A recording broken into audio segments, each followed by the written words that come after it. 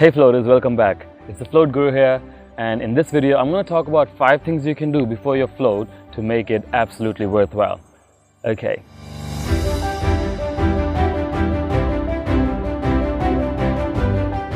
Alright, let's get into it. As you know, your float session is not just what you do in the tank for an hour. It depends on how you approach it before the session and after. So I call these the pre-float rituals. And these are the things you might want to try before your float session so that your mind and your body is relaxed. So let's get straight into it. Number 1, no technology. What I find most of the time is when my clients come in, they're on their phone or they're talking to someone, they're listening to music, already their mind and their stimulation is heightened. They're not tuning down to enter the tank. What happens is you come in with a lot of momentum, and as soon as you cut everything out in the tank, it takes you about roughly 40 minutes to get into it. But the ideal way of doing this, at least half an hour before your float session, stop beyond your phone. Don't check your text messages, don't check your emails, don't listen to any music, and just try and be present of whatever's going on around you.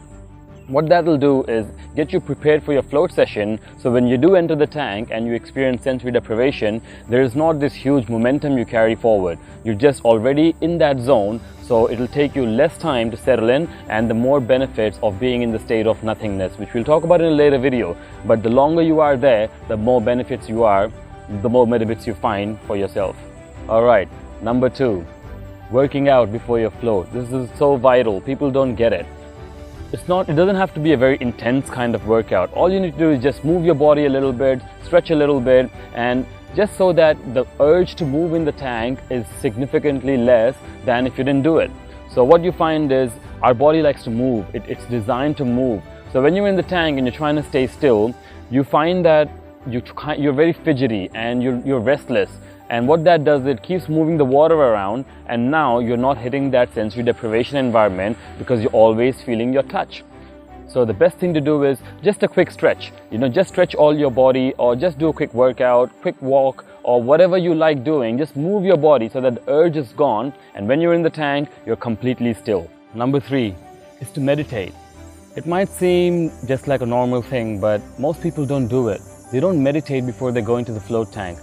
When you meditate just before your float session, you're completely withdrawing all your senses.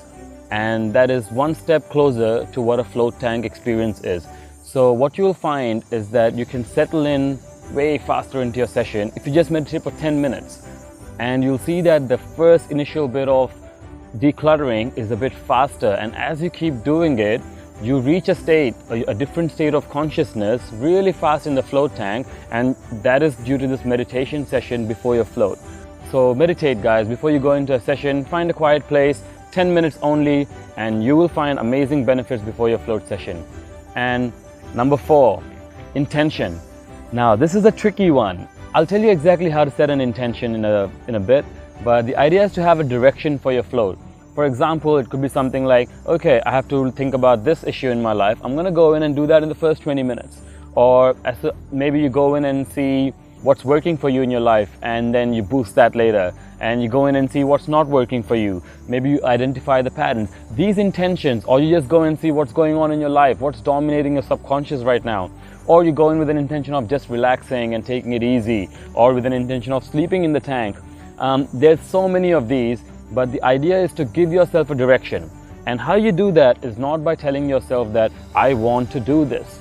How you do that is by saying, I would love to end up in this situation, or I want to see if I get there. For example, I want to see if I relax today. It would be nice to relax today. Something like that, rather than just saying I want to, because when you say you want to do it, you're putting pressure on yourself again. Remember that a float always gives you what you need. So if you're putting pressure and giving it a direction, and you're forcing that direction, but something else is coming up, you're totally missing out on what the float's giving you, right? The idea is to have an intention, but be flexible. It's kind of like a fine balance that you need to work out. But over time, you'll figure it out by thinking, it would be nice to do this in the tank today. And when you go in the tank and you're getting there, it's like actually happening. If it's not, then don't force it. Just go with the flow and let the float lead you. And number 5. This is a very common one. A lot of float centers tell you before you book your session, or just after you book your session, what you eat and what you drink makes a huge difference before your float session.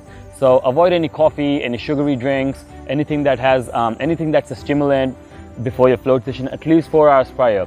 You might think it's not working for you. Say some people tell me, oh, I don't feel coffee in about 20 minutes, but try not to do it 4 hours before. It gives you enough time because coffee does stay in your system for a long time. And try not to have any cigarettes, and obviously try not to have a heavy meal, something that's so heavy that all you do is end up listening to your stomach rumble in the tank, and you don't want that. So these are the 5 things you can do. Try and do these 5 things before your float, and trust me, you will have an amazing float session. You'll start forming an amazing pattern of consistently floating a certain way. Thank you.